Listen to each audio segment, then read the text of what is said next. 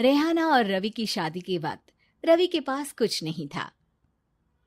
रेहाना, तुमने मुझसे शादी करके एहसान किया है।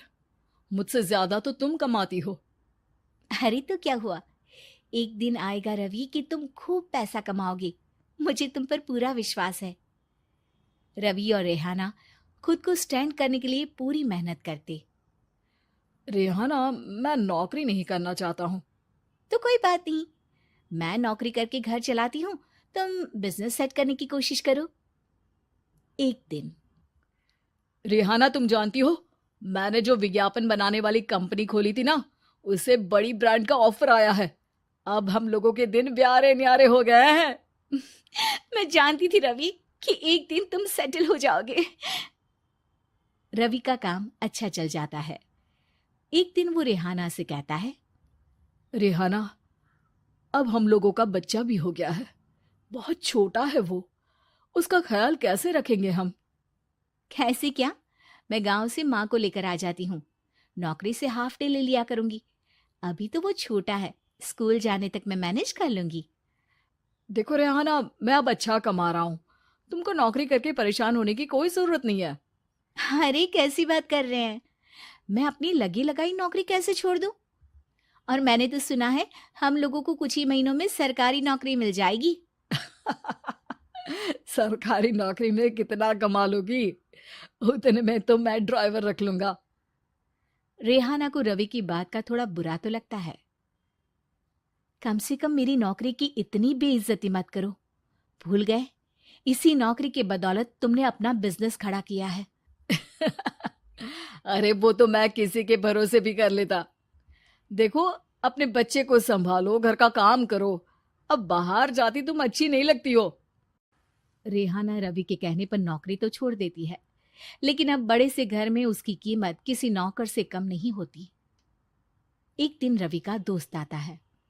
भाभी, हम लोग तो आपको तब से जानते हैं जब से आप लोग शादी होकर इस शहर में आए थे। आपकी बदौलत ही सारा बिजनेस खड़ा हुआ है। ये किस्मत तो आप ही की है भाभी। हाँ हाँ भाई, हमारी मेहनत तो कुछ है ही नहीं। अरे होगी, लेकिन भाभी की किस्मत के आगे कुछ नहीं।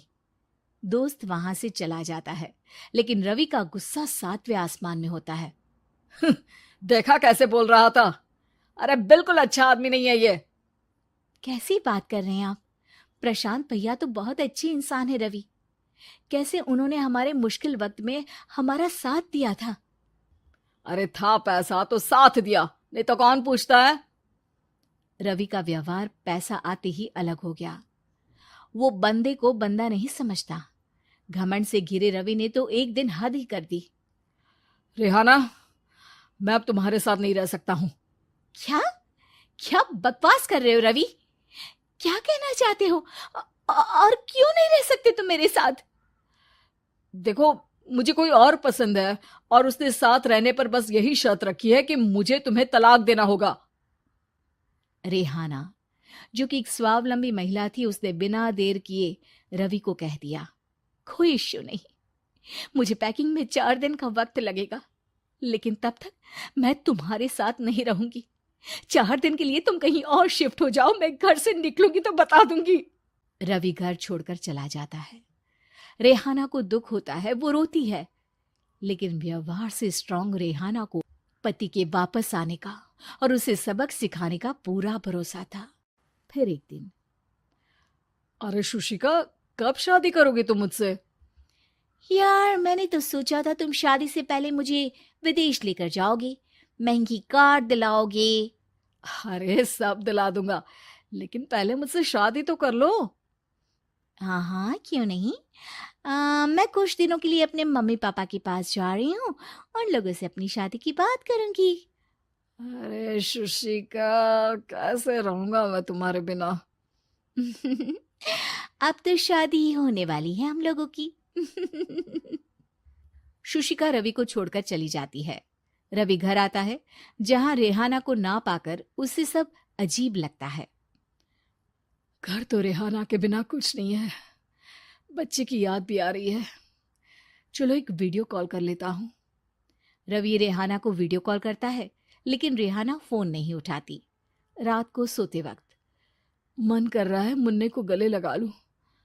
चलो कोई ना, शुशिका से शादी के बाद मेरे और भी बच्चे होंगे। अगले दिन रवि ऑफिस जाता है, जहां टीना खड़ी होती है।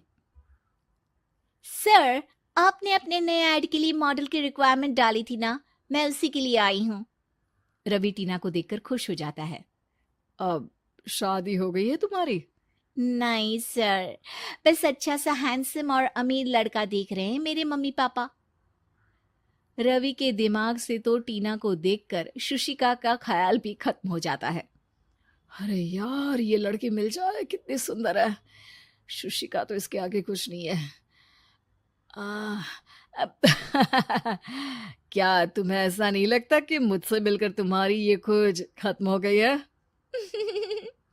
आप तो 2 बच्चों की पापा लग रहे हैं। अरे नहीं नहीं, मेरी शादी तो हुई थी, लेकिन बीवी को किसी और से प्यार था, मुझे छोड़कर चली गई। खैर, टीना की दोस्ती रवि से हो जाती है, लेकिन 1 महीने बाद शुशिका रवि के पास वापस आती है। मेरे मम्मी पापा तुमसे मिलना चाहते हैं, लेकिन उन लोगों को ये मत बताना कि तुम पहले से शादीशुदा हो, और हाँ, शादी से पहले अपनी सारी प्रॉपर्टी तुमको मेरे नाम करनी होगी। अरे पागल, अब मैं तुमसे शादी ही नहीं करना चाहता।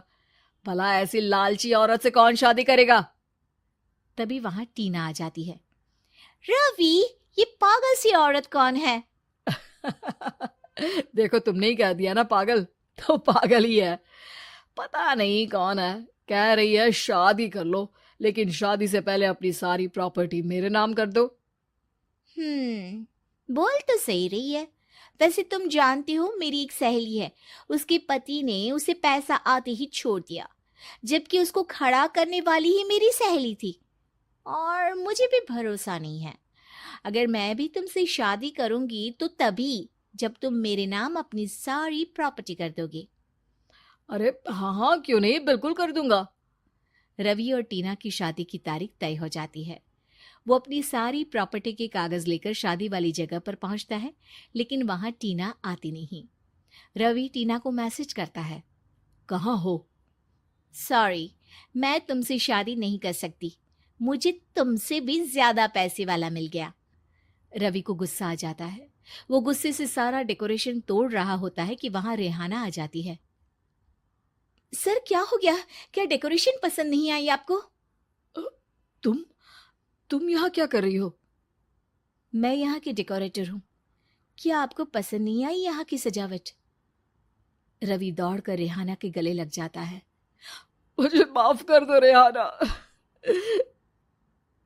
रवि रेहाना के गले लग जाता है और रेहाना टीना को थैंक्स का मैसेज करती है।